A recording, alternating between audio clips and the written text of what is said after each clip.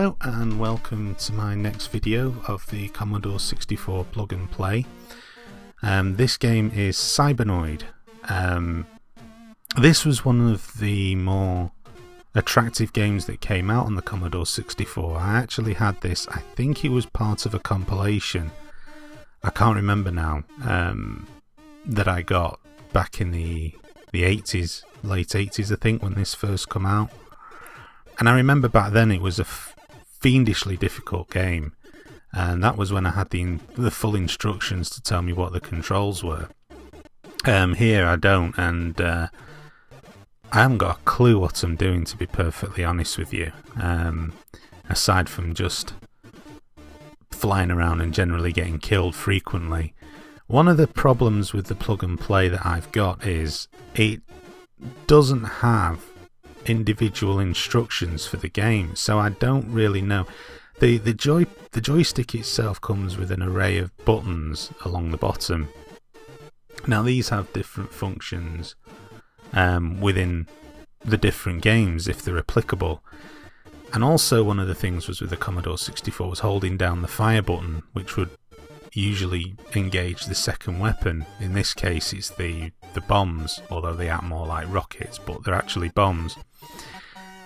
The problem that I have playing this game is that I actually didn't know what the controls were, and there were certain parts of the game that I got helplessly stuck and didn't realise that I could actually swap from bombs to shields and different stuff.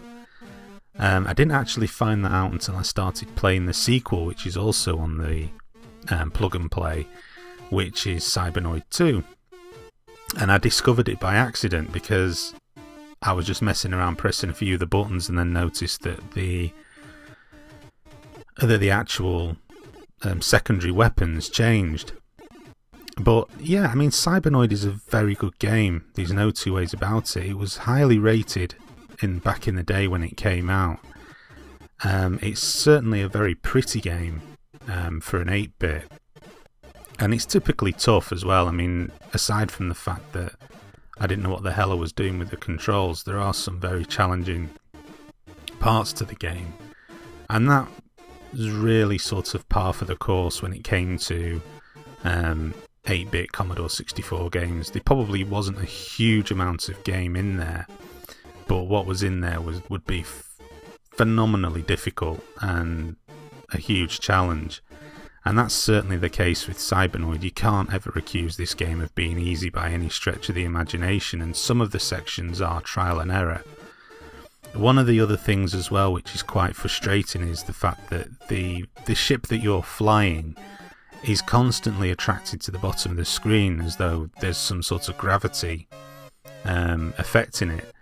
And that, mixed with the fact that the joystick controller is pretty good, but it's not the best, certainly not for a game like this, makes it far more difficult than what it should be. I mean, without the artificial gravity thing going on, the game would be tremendously difficult, but that just sort of adds to the difficulty. And as I say, mixed with the controller that the games are built into, it's not a particularly... It's still enjoyable, but it's not an easy experience, shall we say. It sort of adds to the difficulty. Now, it's not because the controller itself is rubbish, it's just because it's a microswitch controller. Now, for those of you that may not know, back in the 8-bit days there were two main types of joystick. One was a microswitch and one was like a leaf switch design. Now, microswitch joysticks were generally regarded to be the best, but the one area they did tend to fall down on was diagonals. Because the fact that it was microswitch, and because of the fact that the microswitches were only done in 4 directions, dependent on the type of joystick and the quality of the joystick, sometimes they could be a pain in the arse to get the diagonals. And for a game like this, you need the joystick to be absolutely on fire, and that isn't the case. But still, it's good enough, and I still got quite a lot of enjoyment out of playing the game. It's well worth checking out, especially if you can get it on the original Commodore 64. I would say it's well worth checking out. So yeah, that's Cybernoid on the Commodore 64 Plug and Play. Don't think there's anything else really to say about it. It's a pretty good game. So thanks for watching this video, and please stay tuned to my channel for future videos coming up. Thanks very much.